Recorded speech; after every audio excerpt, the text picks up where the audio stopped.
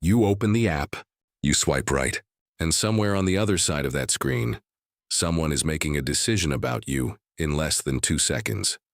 Not based on your personality, not based on your sense of humor, not based on whether you remember to ask follow-up questions or hold the door open without making it weird, based on the photo you chose, the bio you wrote, and 1,000 invisible signals you didn't even know you were sending. But here's what nobody tells you. The experience of dating you're having right now, the people who respond, the ones who ghost, the places you end up, the version of yourself you perform on a first date. Almost all of it is quietly shaped by something most dating advice never touches. Your income. Not because money buys love. That's the shallow version. The real answer is far stranger. Money changes the psychological field you're operating in. It changes what you believe you deserve, what risks you take, how you read other people's behavior, and how they read yours. It restructures the entire invisible architecture of romantic pursuit. And that pattern, the way resources shape mating behavior, isn't new. It goes back to the beginning of the species. Researchers at the University of Michigan, studying evolutionary psychology across 47 cultures, found that resource acquisition and display were among the most consistent predictors of mate attractiveness in human societies worldwide. This wasn't a dating app finding. This was an anthropology finding. It showed up in hunter-gatherer communities, in agricultural villages, in modern cities. The mechanism changes, the signal stays, so let's trace it. Let's follow a single human being through the full economic range of adult life and watch how the dating experience transforms at every level. Because you are probably somewhere on this spectrum right now, and some of what you're about to hear is going to feel uncomfortably familiar. At around $1,000 a month, dating is a logistics problem. That's the first thing you notice. It's not an emotional problem, not yet. It's a practical one. Where do you go? Who pays? How do you get there if you don't have a car? How do you look like someone who has it together when your rent is 3 weeks away from being late? Psychologists call this cognitive load. And at this income level, the romantic mind is never fully present. There's always a background process running, the mental spreadsheet, the calculation of whether a second date would push you past what your account can absorb. Research from Princeton University, led by economist Sendil Mullainathan and psychologist Eldar Shafir, demonstrated that financial scarcity doesn't just create stress. It actively reduces the cognitive bandwidth available for everything else. The mental tax of being broke is measured in IQ points. It's measurable. It's real. And you carry it into every conversation, every date, every moment, when you're trying to be charming and present and interesting. At this income level, you tend to date within a very tight radius. Geographically, socially. You meet people at work, through shared living situations, at the same cheap bars you already frequent. The dating pool feels small because it is. You haven't built the mobility, the social exposure, the discretionary time that expands it. And there's an emotional texture to dating here that doesn't get discussed enough. A specific kind of performance anxiety that has nothing to do with attraction. You perform solvency. You suggest the place you know has cheap parking, so you won't have to explain. You order second so you can see what they order first. You do the mental math while they're talking about their weekend. It's exhausting. Not because the person across from you is bad, but because you're running 2 conversations at once, the one you're having, and the one happening inside your own head. Move up to around $3,000 a month, and something subtle shifts. The logistics don't disappear, but they stop dominating. You can absorb the cost of a date without it requiring a recovery period. And that change, functionally small, psychologically enormous, is what allows you to actually show up. This is the level where personality starts to matter more, where your sense of humor can do real work, where you can suggest a spontaneous second location after dinner without checking your balance in the bathroom. Psychologist Abraham Maslow's hierarchy of needs is widely misunderstood as a ladder you climb once and stay at the top. What the research actually shows is that you oscillate. You move up and down based on environmental pressure. And romantic connection, real romantic connection, lives near the top of that hierarchy. In the middle of financial precarity, the capacity to climb there consistently is simply harder. At $3,000 a month, you begin to have enough slack to be curious about another person rather than just surviving the interaction. But there's a new pressure here, a social pressure. You're above subsistence but below the cultural signals that communicate success. In a world where the first 5 photos of your dating profile function as a kind of economic autobiography, you're in the ambiguous zone, nice enough to attract, not established enough to feel secure. This ambiguity creates its own psychology, a tendency to overcompensate in charm, a specific hunger for validation that can read, to someone paying attention, as neediness. Not because you are needy, because the system has structured desire and self-worth in a way that makes calm confidence harder to sustain without the material scaffolding beneath it. At $5,000 to $8,000 a month, something interesting happens. You start selecting differently, not consciously. You're not sitting down with a spreadsheet and filtering by zip code. But the pools you swim in have changed. The neighborhood you live in, the gym you use, the restaurants you default to, the social circles you've accumulated. They all function as filters, and filters by definition narrow the field.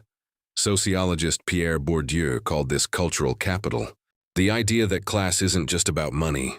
It's about taste, speech patterns, lifestyle choices, and the quiet recognition of shared belonging.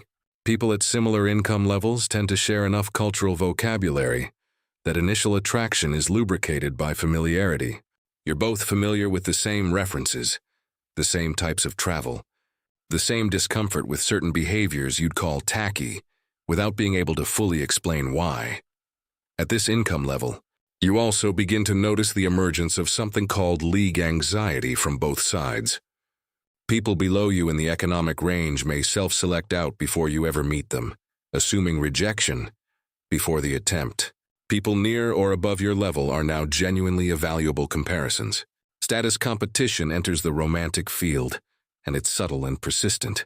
You're no longer just trying to survive a date. You're trying to signal the right things, and the right things have shifted from just stability to something harder to name. A kind of curated quality, an ease that is, in truth, partly performed. At $10,000 to $15,000 a month, dating becomes a game of differentiation. There are a lot of people at this income level, and many of them look similar. Similar apartments, similar cars, similar vacation photos, similar ambitions. The market is, paradoxically, more crowded here than it was at the bottom, because the barrier to visibility has been removed. Behavioral economists call this the paradox of choice. When every option seems viable, choosing becomes harder, and commitment becomes rarer. Dating at this income level often produces a kind of chronic optionality. The sense that there is always another option, another profile, another person just a swipe away who might be better. Research by Barry Schwartz at Swarthmore College showed that maximizers, people who exhaust options before deciding, report lower satisfaction with their choices than satisficers. People who choose when something is good enough. High-income dating pools are full of maximizers. The abundance that resources create, the same abundance that is supposed to make everything easier, introduces a specific friction of its own. At this level, you also begin to see the emergence of what psychologists call mate value awareness. You have a reasonably clear sense of where you sit in the market. You know what you bring, and that knowledge, while stabilizing in some ways, can harden into entitlement in others. A quiet expectation that proximity to your income level is itself enough of a contribution. That showing up with resources is the same as showing up fully. It is not. And somewhere around $20,000 to $40,000 a month, the entire framework of dating begins to invert. Scarcity, the organizing pressure of every previous level, disappears as the dominant force. And what floods in to replace it is something researchers in attachment theory have documented extensively, but rarely connect to economics. Control anxiety. You've spent years, maybe decades, in a world where money solved most problems. And now, in romantic life, you're confronting the one domain where resources do not function as a reliable input. You cannot optimize your way into being truly known. You cannot purchase the condition of being loved for who you are underneath the income. At very high income levels, a new and specific loneliness can emerge. The suspicion, Not paranoia exactly. Just a persistent low-grade question that runs beneath every promising connection. Are they here for me? Or for what being near me provides?